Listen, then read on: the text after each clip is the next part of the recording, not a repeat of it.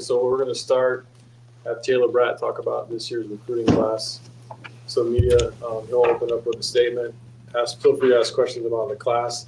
He's done. Coach Klieman's going to come in and have some comments. He is not going to take questions today. And then after Coach is done, Gene will have some comments, and then you guys are welcome to visit with Gene. So thanks for being willing to kind of pivot and kind of do both of these at once. I know it's a little bit unique, but we're going to try to make it the most accessible as possible that we can for you. So we'll turn it over to Gene. Thanks.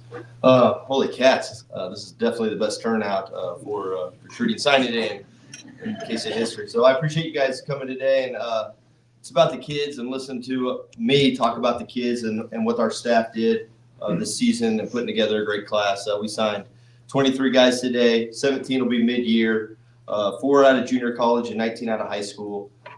One kid that is signed with us that's an international kid that actually came to camp over the summer, which is awesome. To think that a guy came all the way overseas to come to camp and perform well enough to get offered, and we were able to recruit him. Thought we did a really good job with our O-line group in this class. We put together 5 guys. A couple of them really stick out to me are the 2 tackles, Keegan Collins and Oliver Miller, both really long, lengthy athletes. Excited for what they have. I was able to get on the road and go watch Oliver Miller play. Terrific kid, terrific family. And, of course, you guys that all know me know that I'm going to call them kids because I consider myself still a kid, so don't ask my age. But it was an awesome day today with flipping Caprice Keith from Iowa State to us, getting the 4 junior college kids, 2 that were previously committed to other schools.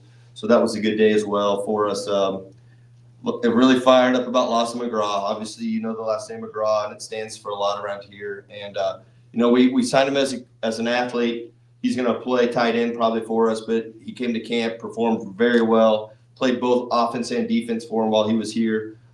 Nick McClellan's another guy from CBC. He was a high school quarterback that we see playing defensive back, was a standout player in St. Louis area. And then DJ Ackerson is a linebacker out of Oklahoma. We only took 1 linebacker this year just because we signed, I think, 4 in the previous class. But really excited about DJ. I kind of will turn it over for questions, but we're excited about these guys and the class and see what we can do ahead. How important were the offensive and defensive lines? With losing Uso, Damian on defensive line, and I'm sure I'm going to miss somebody, but it's important to fill those spots and with guys we feel can play immediately. Didn't hit on CJ, the kid from Alabama. I feel like he's a guy that could come in and has a chance to compete even as a high school guy.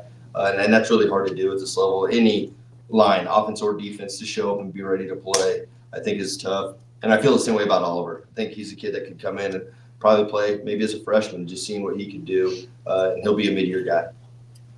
And with this news breaking this morning, did you have to reach out to any of the recruits and talk to them about this one? Yeah, I was able to talk about all the prospects today. And I think really the thing I hit the most was, you were coming here to be here for 4 to 5 years, correct? And they all say yes. I said, well, during that time, with the landscape of college football and where it's at, there was going to be a change. Whether it was your position coach, a head coach, something, there was going to be change while you were here. This change came a little early. We have obviously had a tremendous head coach and a coach that believed in all of us, our staff, our kids. And this change came quick. But now that it's happened, let's move forward and keep working. I was able to talk to a couple of parents too as well. And kind of just voice the same thing. You're going to come to school here for 4 to 5 years. Who knows if the position coach that you signed with will be here anyways. So just with the landscape, and we were all kind of caught off guard today afterwards. But I think with what kind of happened, it helped some of these guys keep their home and have a home and to come here and play. As you guys know, I went on the road in between Coach Snyder to Klieman with no head coach for about 4 days. And I was all over the world bouncing around selling Kansas State. Kansas State sells itself because of the people. And I thought Coach did a really good job talking to the people about that today. There's going to be multiple people that are going to touch your lives here. And it's going to be the community and the people around you that are going to do it. What's the dynamics like to recruit a high school football player from Sweden other than him coming to camp? Probably the time change. Hank and did a really good job with that, but the time change, obviously reaching out at different times. You're not going to text them at whatever, 8 o'clock at night. Let's think about where, let's put the math together on where it is there. And I'm not going to do that, but that's a different, that definitely changes it. And then just probably understanding, their seasons are different. You know, what they go through is different. How they train is going to be different. But I know there's been a lot of international kids that have worked out and have lately, and it's cool to get one. You love the Kansas kids. Other than being a legacy, what else attracted you about Wilson McGraw? Just a tremendous athlete. He came to camp. Luke Wells loved him, really wanted him. So did the whole office staff. I mean, he did a really good job and performing. I mean, he did everything we asked him. We put him on offense for a rep and defense. We were back to back with reps with him. And he just stood out as a guy that wasn't going to say no, turned down anything, and just kept working. And I think he's just as athletically and as gifted as he is, he's going to play. Getting a chance to flip Derek and MJ Graham from Hutch, #1 team in the country, getting ready to play for a semifinal, maybe go to the national championship game. Just how important was it for you guys to get Sally and Graham in the fold? It's awesome getting back into the Jayhawk Conference with them in our backyard. I mean, we have the best junior college in the country right here, and to get two from there, it's huge. Being a Butler guy, I'm a little on the other side, but no, they're unbelievable, and Coach Dallas does an unbelievable job there. You know, he's a guy that grew up in Salina and understands, and it's great that our GM with Coach Brown understands how important junior college kids are. And, you know, they're right here. You know, they were able to make up a trip during the day just to come see us practice. And then they took an official visit someplace else, and then we got them back up here. And that was the most important part, was our staff being in constant communication with these guys and then really just doing their part to get these kids back up here. And then I know you touched on Lawson being a Kansas kid, but you also signed LaMarcus Barber from Mill Valley. I was just wondering if you could kind of talk about him. Yeah, LaMarcus is awesome. He originally grew up in Junction City, so it was really great to, you know, kind of get a guy from that area. He's a hard worker. He's a great kid. His media stuff on Sports in Kansas is always funny because he's always talking about how he's going to go after somebody in the game. But I'm excited to see what he does here, and I think he's got a bright future. And then signing Miles Teodecki, really, really successful junior season down there with quarterback in Austin, Texas. He's a lefty. Does that present any unique challenges for you in the recruiting process? No, if the staff's comfortable with it, I'm ready to go. And Coach Wells is fired up to get a guy who's a state champ in Texas to recruit him. I think that says a lot. I mean, if you're a state champ, and they're still playing right now, if you're a state champ in Texas and you got a chance, I mean, that says a lot about the player, the leader, and all those things about that guy. Tell me a little bit more about Oliver Miller, just the backstory on him and what caught your eye and what kind of potential does he have? Well, they have a powerhouse high school. They're going to play in the state championship this weekend. We also signed Max Lovett, the wide receiver from the same high school. You know, he's just a tremendously long athlete, and the coaches there were so high on him, and they think he's a special player. You know, he made us battle a little bit towards the end because a lot of places were coming in on him. His senior tape is unbelievable, and I thought Coach LePack did a really good job, and again, the offensive staff building that relationship with those guys and the belief that he can come here and play. It's close enough to home, which I think is intriguing too, because his family can get to and from. It's only one highway, so and we're both north of I-70, so it's an easy get. DJ Ackerson from Putnam. Tell me about him. DJ, really great young man, smart, very religious. He's awesome. I'm so excited to have him. Coach Standard did a really good job getting out and seeing him. He's going to be, I think, a really special player. Being that we only took one linebacker, we had to make sure we got a guy that we thought could come in and be that guy. And from the start, he's been important ever since he's been on campus. And I think he even came up for spring practice and was here in April. And it was so important to get him back for his official visit. We even set his official visit late just so we could hold on and be the last touch on him. And then to close out the class and getting him, that was good, awesome. You remember your first contact with Derek Sally and how that relationship progressed and how special he can be? Yeah, Derek Sally's a tremendous wide receiver. You know, hearing from Coach Dallas and what he said about him, also Coach Wallerstadt, who's a former player here, who's the defensive coordinator there. He calls him Mustang Sally, and he says no one touches him at practice. He goes, I'm just glad we're not playing against him. So I thought that was a pretty good sign. He'll be a good fit, and along with MJ, you know, it's great getting two guys from the same school because at least they got someone to lean on in their time here. Bringing in two running backs from Texas. What do you like about what those guys are bringing? I mean, I think one's a power back and one's a versatile back that can play in space. They bring toughness. I mean, they're the accountability, all those things that you want in running backs and what we need right now. So excited for what the future is. HD's from a really small town in Texas, so that's pretty cool. And Tanner's from Houston, and it's great to get a Houston kid, especially in that Katy school district. How much did the way the season play out maybe adjust some things in your guys' recruiting? Winning helps.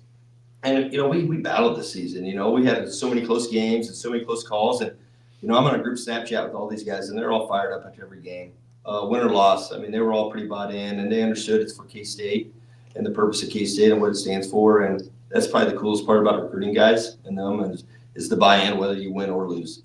And, a lot of them saw it as tough, man. That was, man, I can't believe it. We were so close, man. It was so close. Then we had some really great wins. They loved what we did down the road. That was awesome. And they love what we've done here with all the players in the Midwest. We've done a really good job with Midwest guys and developing them. So I think that's what they see more than anything else. One more here, Cole. In the past, you guys have really built your class, from Kansas and in the Kansas City area, and maybe not so much that flair this year. What unique challenges do you think it was trying to build just from outside of that base? It was cool getting. We've always recruited the Midwest hard, and it was great because we got 5 guys from Texas, which is a big number from us, and 4 from Missouri, 3 from Oklahoma, 2 from Colorado. So you really talk about the surrounding states and just trying to land the best ones that fit us and who we are, with accountability, blue collar, tough, fit the K-State way. And so it was definitely interesting to only get 2 in state, but that's all right. I always talked about it before. Sometimes the state has a ton of players, sometimes it doesn't, and we'll see what we can do next year, and excited to get after it. Anything else signing day wise? We good? Thank you, guys. Thanks, guys. Go Cats.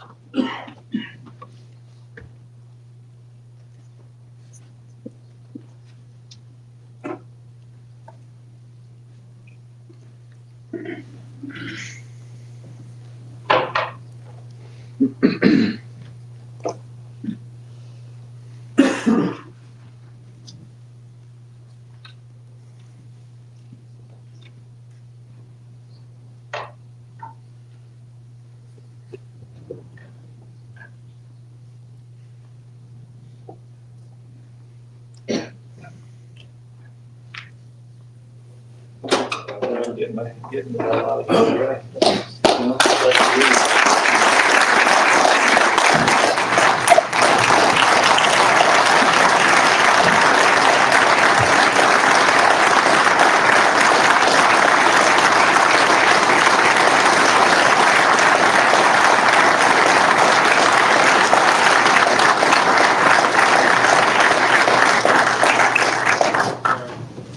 Wow.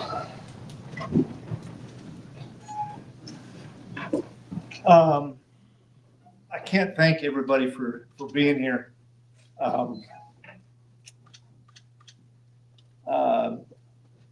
it just goes to show me and prove to me that the good guys win, and doing things the right way and doing it with class and doing it with integrity is the right way.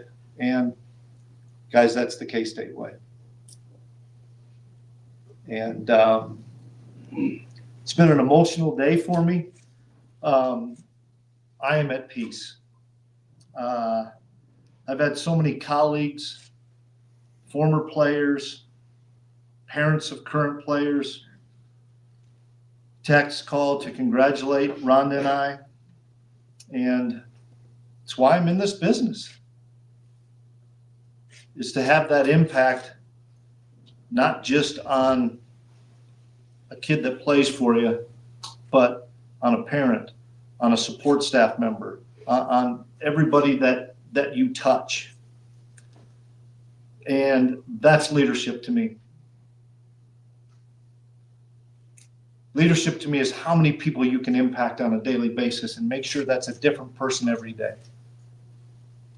And as I retire after close to 35 years in this business, I've already visited with our players, but I'm one of the lucky ones.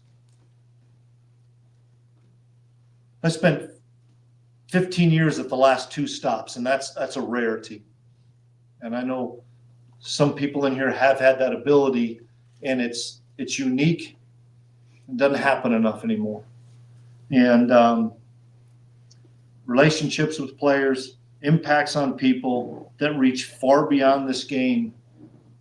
That's always been my passion, and that's always been my burn, is trying to continue to impact people. I believe that, and believe and live like this, that players play for coaches that care. Coaches coach for coaches that care, and a support staff supports a head coach that cares. And I hope everybody that's come across me, whether it's players, support staff here at K-State or places I've been, have said, I will say this, that guy cares. And he's going to have my back. And I'm not going to throw people under the bus, and I'm going to continue to love them. I'm going to challenge the heck out of them, but I'm going to love them. My entire coaching life, I've put other people first. And for the first time ever, I'm putting Rhonda, Devin, Haley, and Colt first.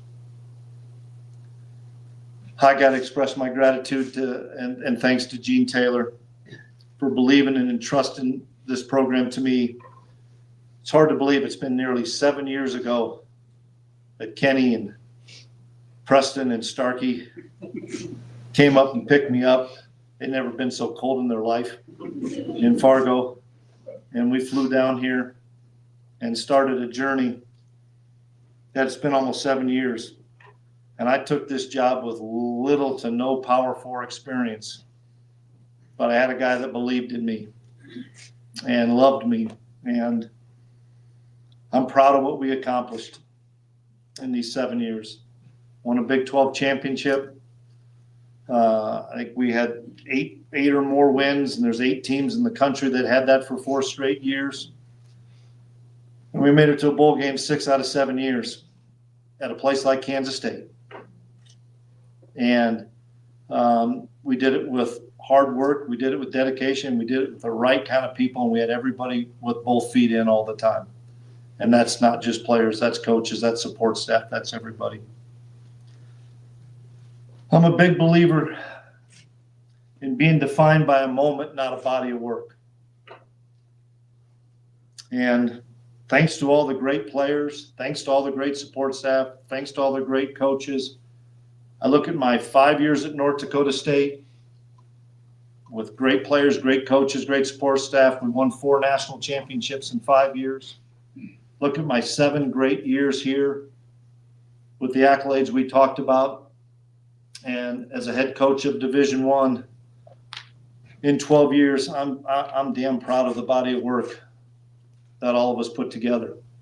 And guys, I'm not going anywhere. It's not a funeral for me. And I told the guys that. And you know, I've always said this when I come into this room after a tough loss: do not walk around eggshells on me. Don't do that.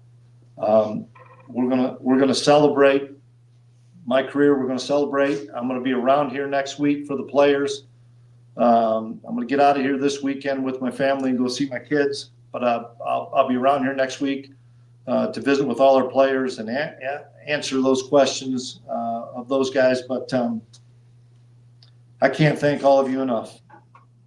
I can't thank all of you enough for being the people who you are and for allowing the Kliemans to come into Manhattan and build something here. And Gene and I talked about this a couple of different times. I followed Craig Bull at North Dakota State after he won 3 consecutive national championships, and people said, "Don't you dare follow Craig Bull." And we won 4 or 5. And I followed the greatest coach, in my opinion, in the history of college football, in Bill Snyder. And everybody said, "Don't want to do that." And I said, "I just followed a guy that won 3 in a row and we did okay. I'm ready to go to work." And I think we did a pretty damn good job here. But guys, I'm gonna depart you now and let Gene kind of run the rest of this. But I love everybody and I appreciate everybody, and thanks for everything, guys.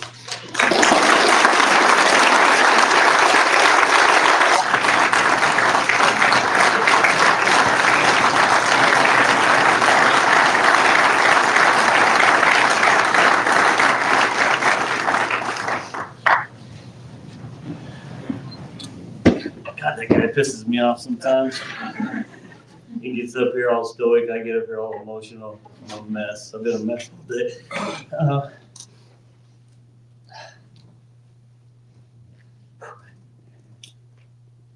See, that's why it pisses me off. You just saw one of the greatest guys in this industry walk out of this room and retire from coaching, from the business that he loves. And what really pisses me off is he's doing it because where we are in this industry. And if we don't get this thing fixed, and I mean, I'm a part of that, because every AD in the country and the conference commissioners, if we don't get this thing under control, more really, really good guys like Chris Klieman are going to walk away from this business. And I've already seen some of my colleagues do it because they just aren't ready to deal with what we're dealing with. We have to get this thing under control. We have to sign these participation agreements, every school in the country. We have to come together and run the business as equally as we possibly can. And right now, that's not the case. And people are ignoring the settlement. They're doing things that are outside of the settlement, outside of the agreement, and we need to get it under control. If we don't, more good people like Chris Klieman are going to leave this business. And I'm going to do everything I can to make sure, in my role as athletic director here and at some of the committees I'm on in the country, to make sure that we figure out this thing out. But it really hurts me that guys like Chris Klieman are leaving because what they came into the business for is different. Doesn't mean it's wrong, it's just different. And we have to find a way to make it as fair as possible across this country, and right now it's not. So that's my soapbox for a minute. I'll answer any questions you guys have. And by the way, I really appreciate all the staff that's here, and I think you mean a great deal as a coach. That you guys came and really appreciate it from my heart too. You guys showed up for him. What was kind of the timetable when I started following this?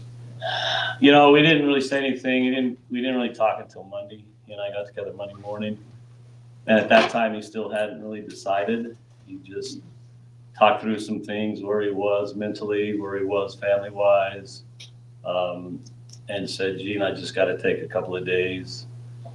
He was really committed to making sure that he really spent time with his family and thought through it, and as his faith is, prayed on it a great deal. And then he came in this morning and said, "I'm ready." And he said, the biggest thing that made me feel really good is he said it was at peace. And then that felt good for me. Can you talk about the process of finding a replacement? Well, you know, it starts now. Obviously, I haven't done anything. I haven't talked to anybody. I wanted, to give coaches respect and his due and let him talk to his team. And now I'll as I told the team this afternoon, you know, the business is different now. It's going to be fast. It's going to be efficient. And we need to move quickly. And we've already got all the things we need to be in place. So when we get to the point where we're ready to make an offer, that things can happen very quickly. And I think we need to make it happen quickly for the players and the staff so they know where the next direction is we're headed. What should Coach Klieman's legacy be after his 7 years here? Well, he touched on it, right? I mean, you know, people thought I was nuts because I hired my drinking buddy from Fargo, North Dakota 7 years ago. And it worked out pretty well. And, you know, for him to, you know, walk in, I told him this in the interview process. I said, you know, you're going to have to drive down a highway that's named after one of the greatest coaches. You're going to have to walk into a stadium that's a statue of one of the greatest coaches. And you're going to, every time you look up in the press box, pissed off at your coaches in the box, it's going to say Bill Snyder Family Stadium. And you're going to have to be okay with that. And he was. And he not only built on Coach Snyder's culture, he put his own mark on it, and he brought in this very similar kind of players and staff that this place believes in and knows can be successful. And I think he's done it with class and dignity and won. You know, a lot of people didn't think an FCS guy could do, and so he should be very proud of that. Does he intend to coach the bowl game? You know, we haven't gotten that far. He really wants me to talk to the players first and see what their interest is, and I'll do that. I think tomorrow, let's get with the leadership and see where they are from a bowl perspective, and then we'll go from there. Gene, just how trying do you think this season was on? I think obviously it's pretty trying. I mean, if you saw him after the Utah game, and I think that was when I first, actually it was my daughter who said, "Are you concerned about Coach Klieman?" And at that time I wasn't. I figured it was just the emotion of that game. You know, he wanted to win that game so badly, and I think how it ended really frustrated him for the team. And I think it just kind of, but I think at that point, is probably not that point, he's probably been thinking about it a little bit, but you know, after the season, he and I typically don't talk about anything till after the season. And so I texted him Sunday and I said, "Hey, do you just want to get together Monday?" And he said, "Yeah." So I was expecting a different conversation, to be honest with you, when he walked in Monday. I thought we were going to talk bowl and staffing, whatever the case may be. And he said, "I got something I got to get off my chest," and that's where we went. And it's been the crazy 48 hours since. Did you try to talk him out of it at all?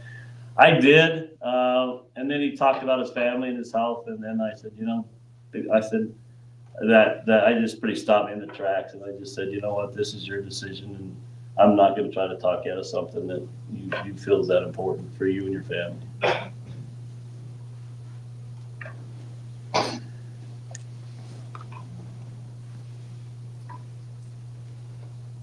Kind of moving forward, you guys absorbing Wildcat NIL, how do you think that will help in attracting a successor?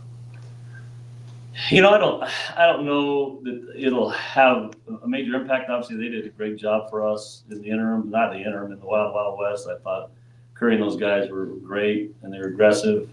I think for now it's just about what can we do. You know, obviously the rev share piece, we have that. We're going to meet always have the minimum or the maximum number of rev share dollars, and now it's about going out and finding dollars for true NIL. I think we have to get aggressive, and I think as a staff we've got a plan in place to do that. But we're, like you said, we're going to do it the right way. We're gonna make sure we're doing things the right way, and that's never going to change here. Contract wise for Coach Klieman, just wrapping it up, is that something that has to be discussed over the next couple of days, or Yeah, I mean, like you said, he's going to be around and those kind of things. We'll figure that out after he takes some time with his family and comes back next week, and we'll let him visit with the players, let him do his football stuff, and then he and I will get together and wrap that up at some point.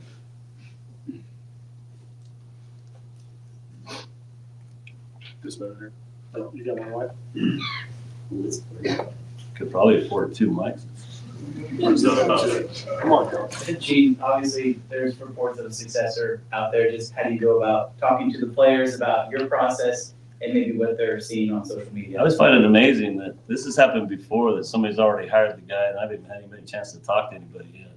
But I just told the players the same thing. I said my job as athletic director is to figure out what the next steps are. And my commitment to them, and as my commitment has been to other teams that we've made changes or changes were made, that we're going to go find the best coach for this program and this culture and this institution.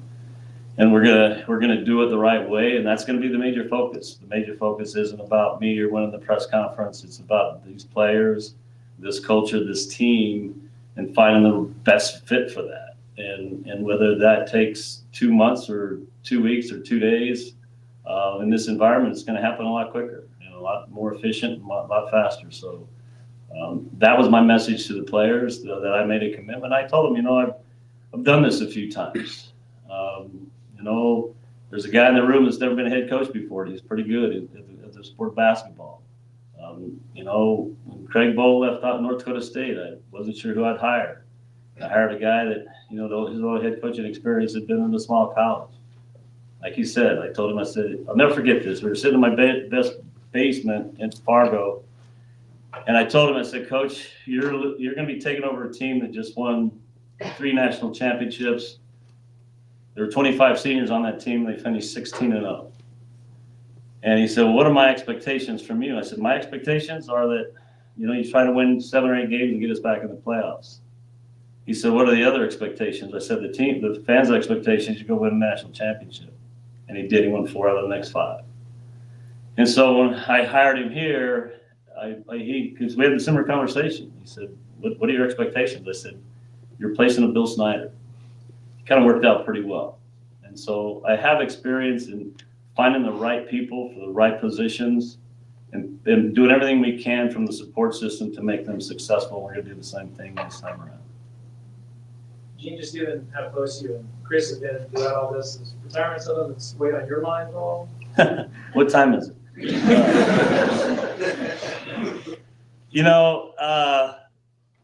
Yeah, I mean, it has been. I mean, I've been doing this a long time. I'm not, 50 years old anymore, but I'm still committed to doing. There's a lot of people in this room that I care about, and I want to keep working until I feel that, we have everything in place that we need as a program to be successful. And I think we still have some things we need to do. We've got the rev share, but we've got to keep that going every year. We have to find true NIL and extra NIL dollars. Those are probably the next things we're going to commit ourselves to. And then at some point, I'll look back and say, okay, and I've talked to my buddies who've retired, Gary Bartlett, Iowa, and Bubba Cunningham in North Carolina, and some of these guys, and they said, you'll know when the right time is. And right now, I don't feel it's the right time. Have I thought about it? Absolutely. Hell, we bought a home in Arizona, and every time I go up there, I think, this is a pretty good deal. I maybe should probably just stay here for a while. But I'm not ready yet. And I want to make sure that because of where I am in my experience, I have some chance to sit on some committees now that can help make some decisions as an industry that can maybe put us in a place that we're going to be better off. But I'm not quite ready yet. And with the next coach, is there anything you think you'll stress with that person about what it'll take to get this team back to a Big 12 championship level? Yeah, I mean, I think, it's really just finding out from them what they think what it's going to take. I mean, they're the football coach. I'm not a football coach. And so I'm going to ask the question, what do you think you need? What are some things you're going to need to be successful in today's, era? And that's the conversation I'll have with that candidate or those candidates and say, tell me what you think you need. And my guess is a lot of things that they think they're going to need, we already have in place. And then from there, it's just, once we make that decision, that coach help them put together that staff and the things they need. But I'm not a football coach, obviously, but I understand the culture here and what it's going to take to be a fit in this place, in this wonderful place. And that's the first and most important thing, is finding that right fit. And the rest of the thing kind of starts to fall in place after that. Anything else? Frank, you haven't retired yet, but you look pretty relaxed back there. Any other questions for Gene? Gene, just on the successor, you talked about it. Has there been a point of contact reached out yet? Has that study begun, and when do you expect that to begin? No, like I said earlier, I have not, and I was going to wait to get all through this today for Chris. And, when I probably go back into my office, I'll probably start making calls. But I haven't talked to anybody at all again. Going back to your opening comment, or what you said at the beginning, are there enough like-minded people like you to get this business where it needs to be? Yeah, my colleagues in the Big 12, because I put a text out and I just said, you know, Coach Klieman, one of the best guys in the business, left, and here's why. And I said, if we don't, and I've got thumbs up from just about everybody in the conference. And I talked to other colleagues in other conferences, and it's just, there's so many moving parts right now and so many things out there that aren't accurate. But there are people with really loud voices right now that are trying to keep this thing from being put in the right place. Today in Washington, D.C., they're trying to pass the SCORE Act out of the House. I'm not going to get way into the details. You know, that could be the first step. It's still got a long ways to go, but we all have to come together and speak off the same sheet of music. And right now, that's not quite happening. And there's some pretty loud voices out there that are trying to do some things that aren't in the best interest of the industry, in my opinion. I know you already mentioned that Coach Klieman, his main decision, or the main reason behind his decision was because of the state of college football. But was there any movement or potential movement in a coaching carousel around the country that might have caused this to happen now? No, I don't think so. I mean, we've never had that conversation. And, you know, I think it was a personal decision for him.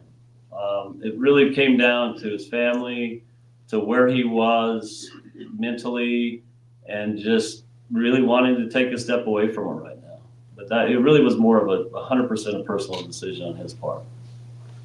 How was that locker room when you addressed it earlier today? It seemed like you guys were hoping to make this announcement later in the week.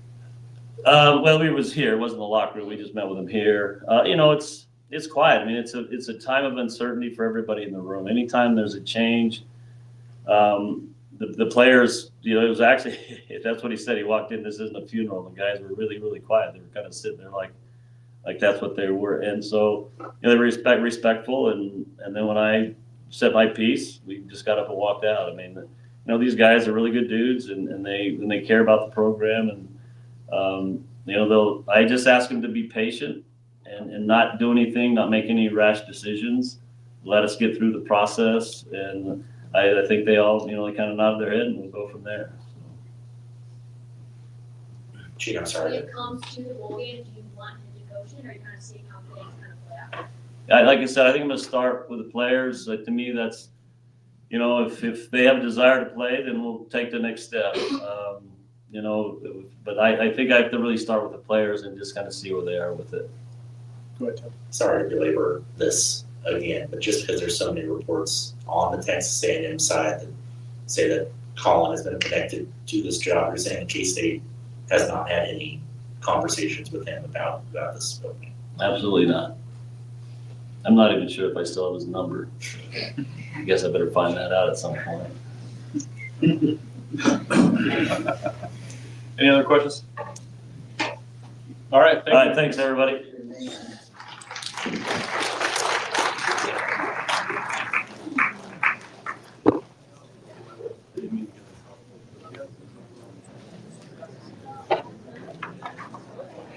Yeah, no, the second you saw it, so this is